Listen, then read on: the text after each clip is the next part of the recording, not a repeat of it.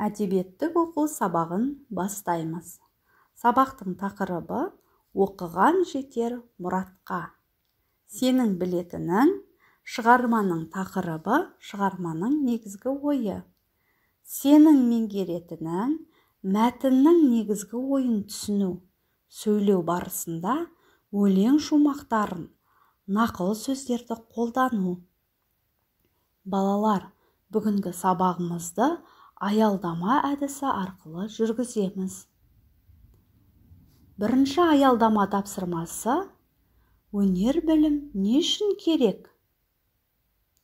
Жауабыңды жазбаша жаз. Алдымен қаламгермен таныс болайық. Мағжан Жұмабаев 1893 жылы туып, 1938 жылы дүниеден өтті. Ақын, жазушы, аудармашы.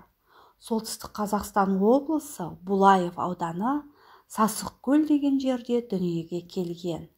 Бала кезінен өте зерек болып, 4 жасынан хат таныған. Мағжан Түркістан, Көкшетау, қазақ тілі, өнер білім қайтсе табылар тағы басқа өлеңдер және Батыр баян атты поэма жазған. Бүгін сен Мағжан Жұмабаевтың «Қарағым» өлеңімен таныс боласың. Қарағым, оқы, босқа жүрме, ойынға құр қаларсың, көңіл бөлме. Оқымай ойын қуған балаларға жолама, шақырса да қасын ерме. Кідірме, аялдама, алға ұмтыл, алам деп көктен жұлдыз қолың серме. Қарманған қарап қалмас деген рас, тоқтамай істей берсең батып терге. Жасынан оқып өнер қуған, жан жетпес, көңілі жүйрік кемеңгерге. Қарманған қарап қалмас. Оқысаң өнерлі, білімді боласың деген мағынада. Кемеңгер, данышпан, ақылды деген мағынаны білдіреді. Екінші аялдама тапсырмасы: өлеңнің негізгі тақырыбы неге арналған? Балаларды оқуға шақыру. Үлкендердің сауатты болуы. Кітапты оқуға арналған. Ойланып, жауап бер. Үшінші аялдама тапсырмасы: автордың негізгі ойын білдіретін мақалды тап. Ел болам десең, бесігіңді түзе. Білімдіге дүние жарық, білімсіздің күні кәріп. Дұрыс жауапты тап. Қаламгермен таныс бол. Сұлтанмахмұт Торайғыров 1893-1920 жылдар аралығында өмір сүрген.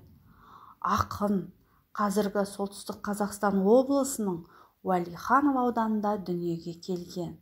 Қысқа ғұмырында ақын қазақ әдебиетінің алтын қорына бағалы мұра қалдырды.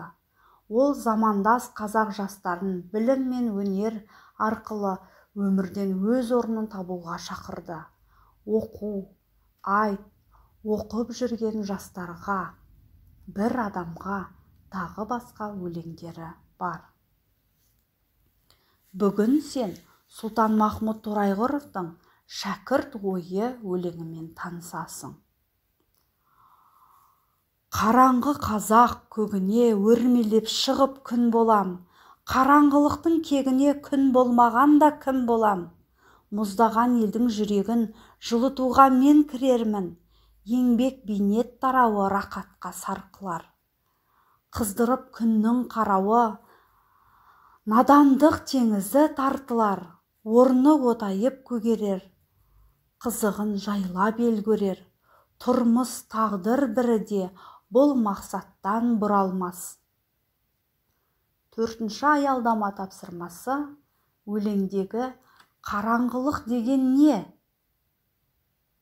Өлеңдегі кейіпкерді ата. Ойланып жауап бер. Жарайсыңдар балалар, өздеріңді тексеріңдер. Білгенің жөн. Қараңғы оқымаған, сауатын ашпаған. Надандық, білімсіздік, қараңғылық деген мағыналарды білдіреді екен.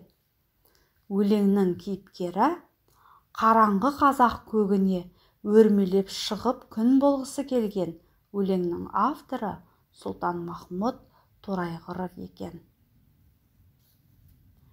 5-ші аялдама тапсырмасы шығарманың негізгі ойын анықта. Халқын қараңғылықтан, надандықтан құтқару үшін білімге шақыру. Халқын алауыздық, араздықтан құтқару, бірлікке шақыру. Халқын мейірімсіздіктен, қатыгездіктен құтқару, бауырмалдыққа шақыру. Ойланып, жауап беріңдер.